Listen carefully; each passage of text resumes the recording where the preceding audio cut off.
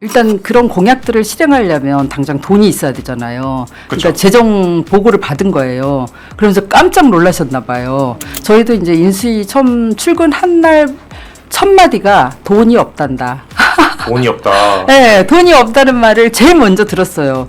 그럼 일을 어떻게 하지? 근데 그냥 그 얘기도 대부분 다 나 가난해, 돈 없어 하는 말들 있잖아요. 그냥 엄살이겠거니 했어요. 근데 진짜 돈이 없다고 하면서 추미애 그 당선자께서 페북에 올려요. 그게 아마 6월 16일 날 재정 보고를 받았더라고요. 재정 보고를 받고 이제 구체적인 상황을 알게 된 거죠. 아니 지금 추미애 지사님의 이런 그 비상 상황 선언이 네. 좀 지금 전당대회 네. 기간이잖아요. 민주당은 네. 그 전당대회 기간에 좀 이뤄졌다는 점 때문에 전대 개입설 같은 얘기도 좀 나오고 있긴 네. 해요. 그 질문하실 때 굉장히 조심스럽게 질문을 하셨잖아요. 네네네. 그러니까 조심스러울 수밖에 없는 네, 거예요. 이게 네. 왜냐하면 비상 상황은 비상 상황이고 네. 전당대회는 전당대회인 거죠.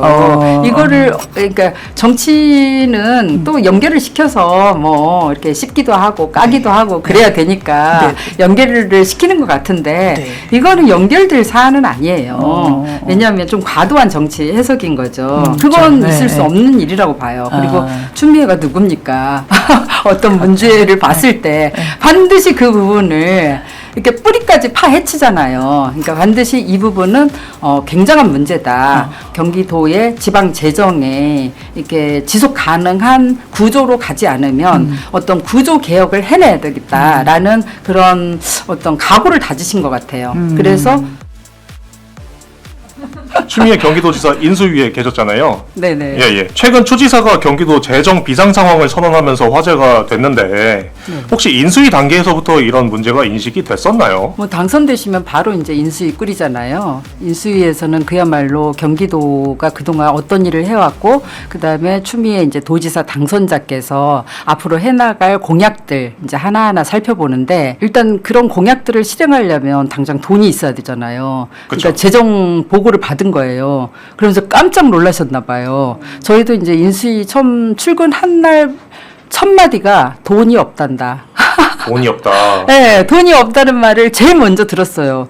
그럼 일을 어떻게 하지? 근데 그냥 그 얘기도 대부분 다 나 가난해, 돈 없어 하는 말들 있잖아요. 그냥 엄살이겠거니 했어요. 근데 진짜 돈이 없다고 하면서 추미애 그 당선자께서 페북에 올려요. 그게 아마 6월 16일 날 재정 보고를 받았더라고요. 재정 보고를 받고 이제 구체적인 상황을 알게 된 거죠. 그 예비금까지 거의 다 소진됐고 그냥 재정 여건이 생각보다 훨씬 안 좋구나라고 생각하고 6월 22일 날 페북에 직접 아마 보시면 지금도 쓰여 있어요. 네. 경기도 재정 상황이 매우 나쁘다.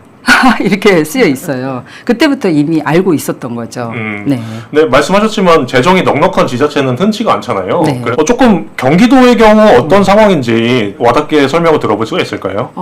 조금 서울하고 구조가 달라요. 제가 이제 다 기억을 할지 모르겠는데 서울하고 그 세입 구조가 다른 거예요. 그러니까 서울 같은 경우는 이제 그 자치구가 있는 데다가 그 다음에 세입 구조가 그 법인 소득세를 다 서울시가 직접 받아요. 근데 경기도 같은 경우는 그렇지 않은 거죠. 세입 구조가 그런 법인 소득세를 경기도가 직접 못 받는 거예요. 본청이 못 받고 시군 31개 시군한테 가는 거예요. 예를 들어서 뭐 용인에 있는 반도체 회사가 잘 됐다. 그럼 법인 소득세가 나올 거 아니에요. 그 돈이 경기도로 안 가는 거죠.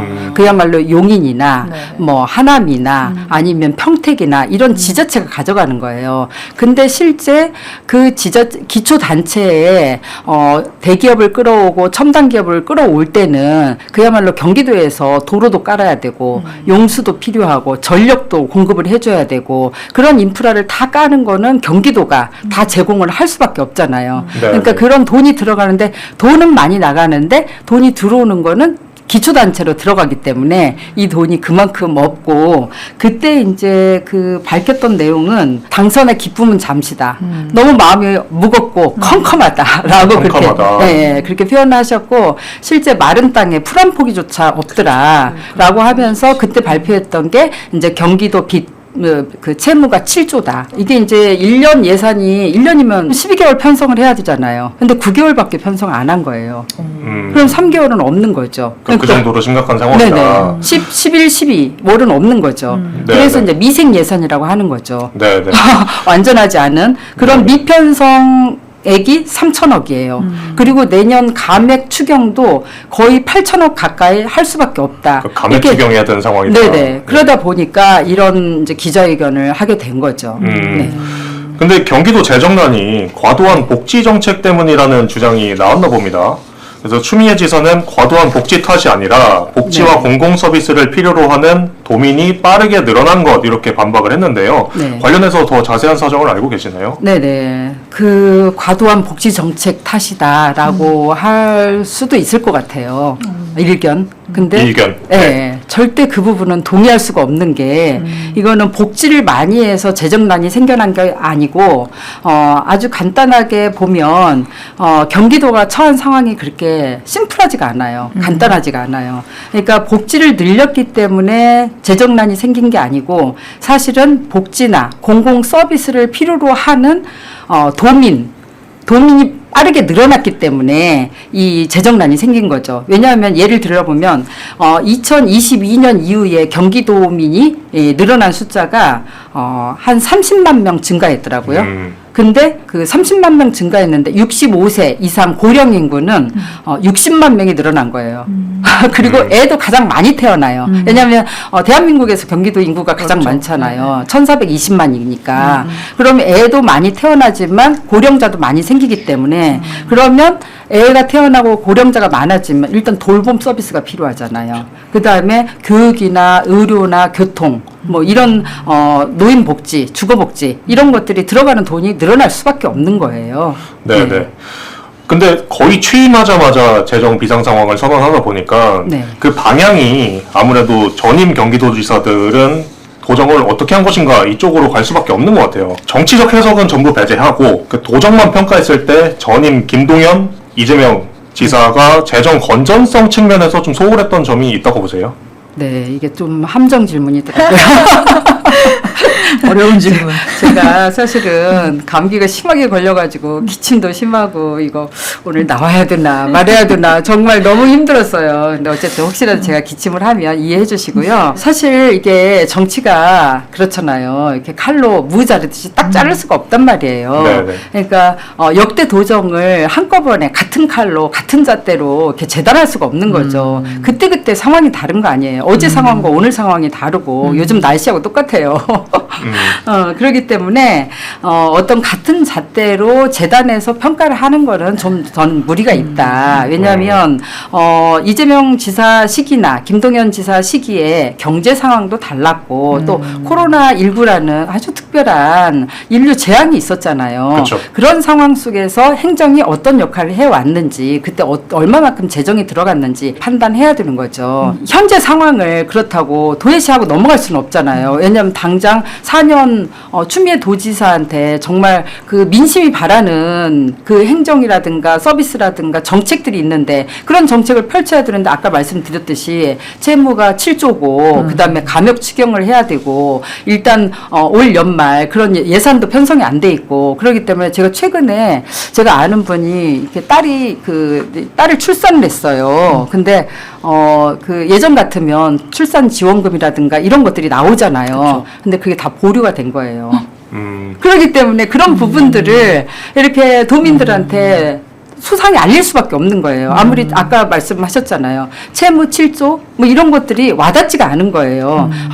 그 정부가 돈이 없다는 게 말이 돼? 특히 서울시 같은 경우는 또 많이 있으니까. 그러면 이게 지방 재정에 대한 그런 인식이 굉장히 저는 공무원들조차도 그 부분에 대한 인식이 공유가 안 됐다고 하더라고요. 공유가 안 됐다. 네네. 그러다 보니까 예산부서라든가 재정 파트에서는 당연히 이런 부분이 있는데 다른 파트, 사업부서라든가 이런 데는 당장 사업을 해서 성과를 내야 되는 거잖아요. 그런데 같은 경우에는 그런 예산 재정을 생각을 안 하는 거죠. 당연히 도민의 입장에서도 아니 엊그제까지 애 낳으면 출산 지원금도 받고 그쵸. 뭐 노인 그 요양 그런 서비스도 받았는데 그리고 요새 안 해주는 지자체가 없잖아요. 그렇죠. 네. 그럼 그 책임이 어디로 돌아가겠어요?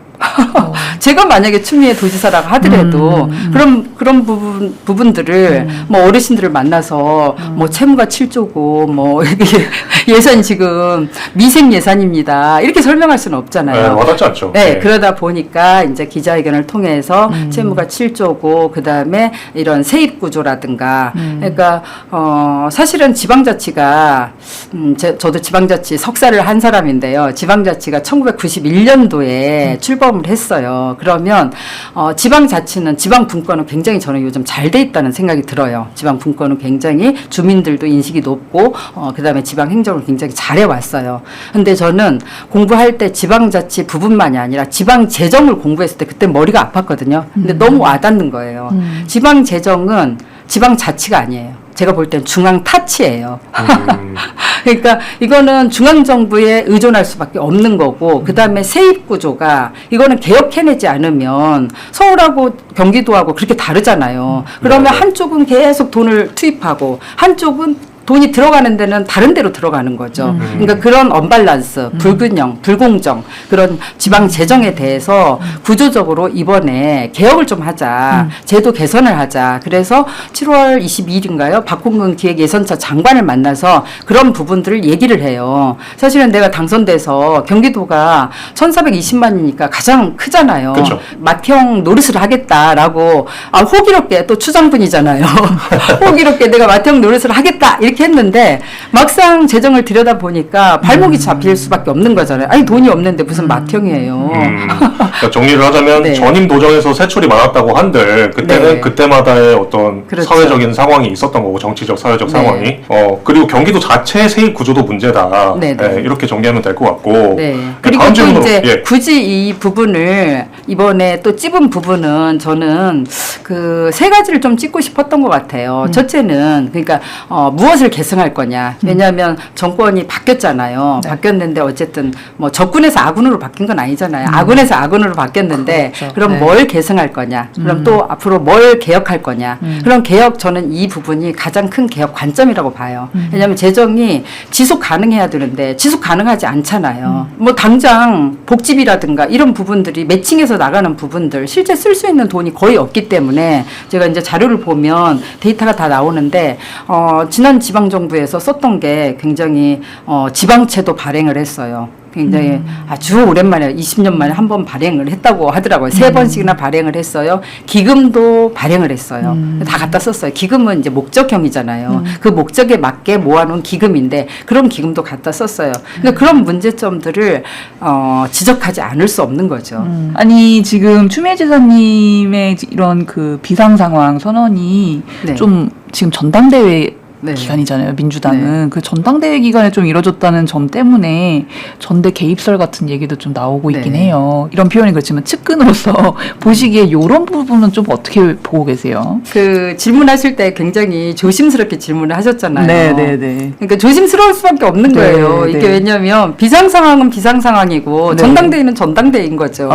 이거를 그러니까 정치는 또 연결을 시켜서 뭐 이렇게 씹기도 하고 까기도 하고 그래야 되니까 연결을 시키는 것 같은데 네. 이거는 연결될 사안은 아니에요. 왜냐하면 좀 과도한 정치 해석인 거죠. 비상 상황이 전당대회 때문에 생긴 것도 아니고 그다음에 그 이미 사용된 기금이라든가 부족한 민생 예산이 전당대회 뭐 일정에 맞춰서 만들어진 것도 아니잖아요. 그렇기 때문에 저는 이 부분은 너무 무리하다라고 보는 거고요.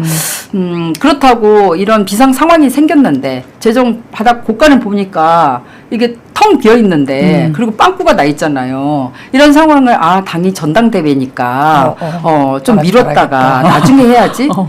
그거는 더 정치적인 거 아니에요? 그렇죠. 더 무책임한 거 아니에요? 그렇게 또 볼 수 있죠. 그건 네, 있을 수 네. 없는 일이라고 봐요. 그리고 추미애가 누굽니까?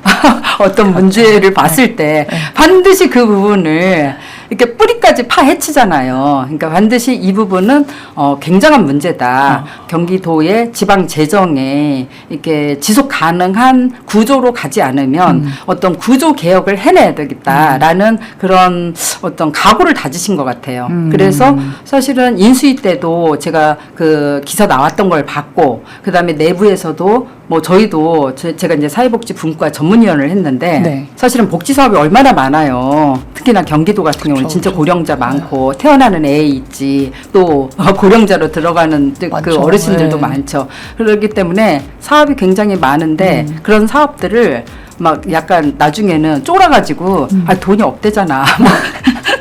그리고 계속 담당 그 실국장님, 과장님들한테 이 사업을 하려면 이게 그 예산이 어느 정도 들어가 예산부터 파악하고 도저히 안 되겠네. 그러니까 하고 싶은 사업을 올리고 싶어도 공약은 했는데 그러니까 그런 부분들이 어떻게 보면 매니페스토에서 나중에 문제가 될 수도 있는 거예요. 근데 그렇다고 예산 때문에 못했어라는 거는 또 변명 같잖아요. 그래서 이 기회에 투명하게 짚고 넘어가자라고 이제 얘기를 한 건데 이게 마침 또 전당대회에 있다 보니까 그러니까요. 개입설까지 이렇게